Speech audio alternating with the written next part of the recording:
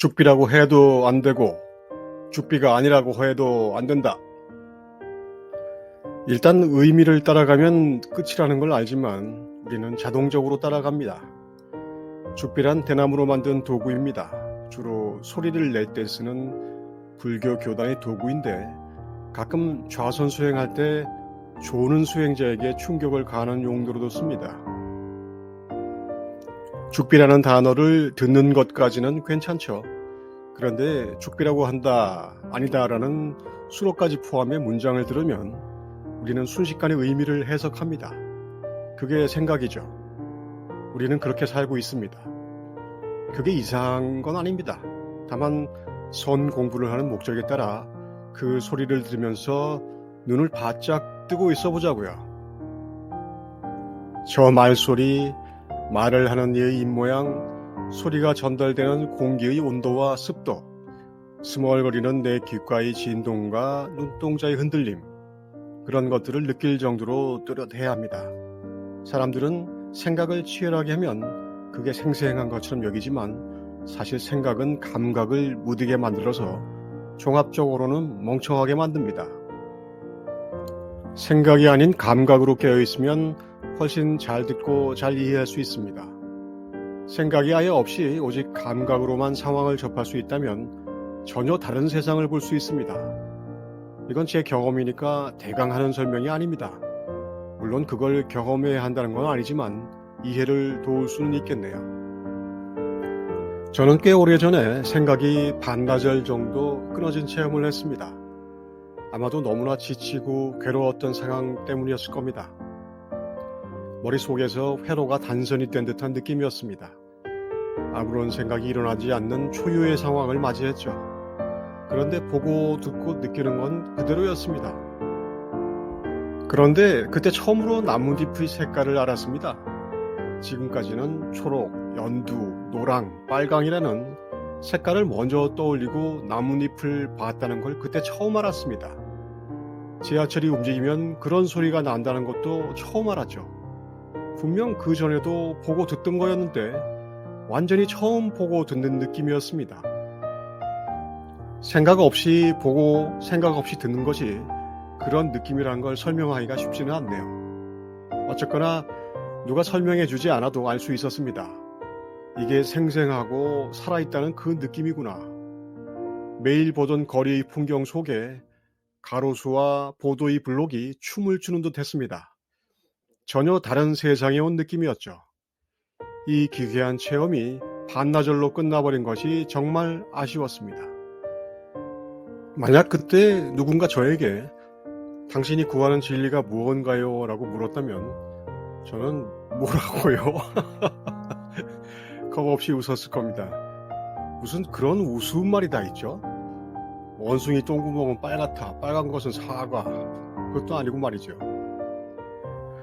우리 상황이 이렇습니다. 태어날 때부터 동굴벽을 보고 동굴벽에 비추인 그림자만 보고 사는 플라톤의 비유에 처해 있는 것이죠. 진짜 햇빛을 보는 순간 이 속임수를 깨끗하게 노려볼 수 있지만 내내 그런 기회는 오지 않아요. 선 공부는 그런 기회를 일부러 만들려는 억지이자 우물 안의 개구리를 두레박에 담아 올려보내려는 처절한 노력입니다. 생각에 빠져있는 이에게 생각에 따라가지 말라는 말은 무의미합니다. 일단 늪에서 나와야 합니다. 그래야 빠지지 않을 수 있어요.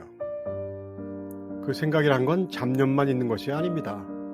필생의 사명, 운명적 현실, 고도자의 진실 같은 거창한 제목도 많습니다.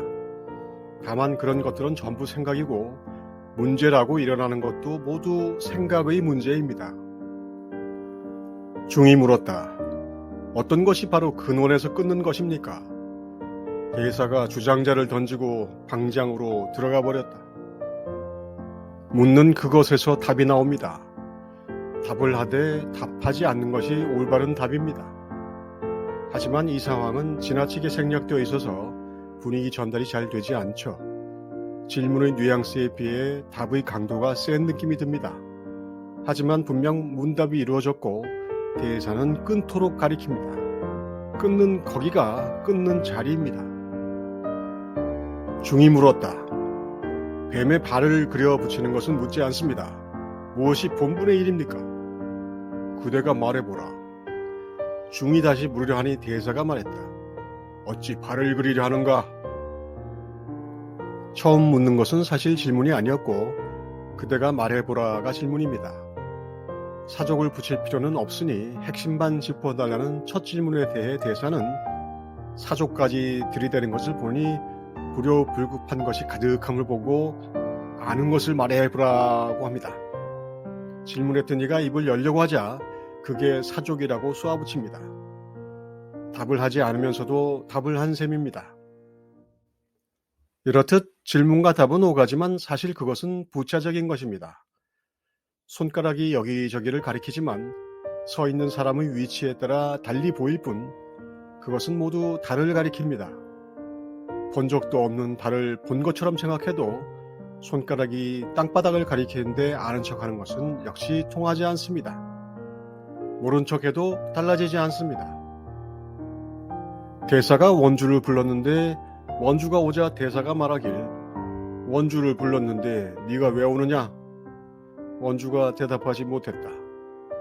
대사가 다시 시자를 불러 수자를 데려오라 했는데 수자가 오자 수자를 불렀는데 네가 왜 왔느냐?